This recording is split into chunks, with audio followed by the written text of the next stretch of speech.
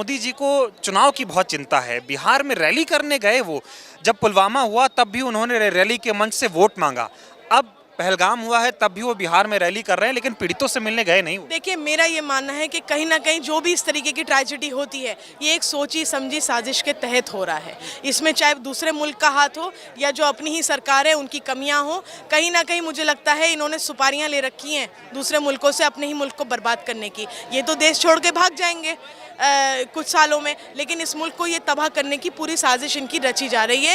ये जब कहीं इलेक्शन आना होता है, जब कोई इस तरीके की एक्टिविटी होती है, फ़ौरन कहीं ना कहीं इस तरीके का इनकाउंटर या टेररिस्ट एक्टिविटी या हम ये देखने को एक मिलता है पैटर्न। कभी आपने सोचा था कि इस मुल्क में इस तरह के हालात होंगे कि जब भारतीय नागरिकों को आतंकियों के द्वारा मारा जाएगा तब उनको मजहब के नाम पर बांटा जाएगा, ये कहा जाएगा कि हिंदू का नाम पूछ पूछ के मारा जाएगा, और मीडिया ये सवाल नहीं पूछेगा कि सुरक्षा में चूक कैसे हुई, इसका जिम्मेदार कौन है, इस्तीफा होगा अमित शाह का या नहीं, वो सिर्फ ये कह रहे हैं हिंदुओं को मारा, हिंदुओं को मारा। देखिए, जब भी मैं वही बात कह रही हूँ, कोई भी ट्रेजेडी इस तरीके की होती है, ये हमेशा उसको एक कम्युनल एंगल देने की कोशिश करते हैं।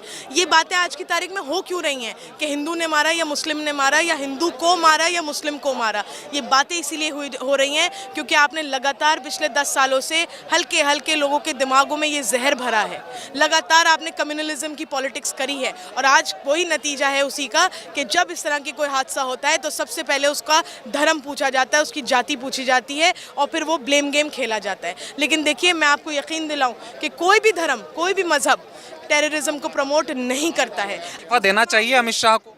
बिल्कुल, मैं कहती हूँ अमित शाह जी को, मोदी जी को पूरी रिस्पॉन्सिबिलिटी लेते हुए अपना इस्तीफा रखना चाहिए आवाम के सामने कि जितना बड़ा सिक्योरिटी लैप्स, आज तक इतना बड़ा हादसा नहीं हुआ है कि 28 लोगों को शहीद कर दिया गया जिस तरीके से। और आप एक बात सुनिए, जो लोग शहीद होने थे वो तो हो गए, उनके जो रह गए घर वाले वो किस तकलीफ से गुजर रहे हैं। क्या मोदी जी का फ़र्ज़ नहीं बनता था उनसे जाके मुलाकात करें? तो शर्म का मुकाम है ये बीजेपी के लिए पूरी, और मोदी जी के लिए स्पेशली, कि वो PM होते हुए इतनी बड़ी उन्होंने गैर जिम्मेदारान हरकत करी।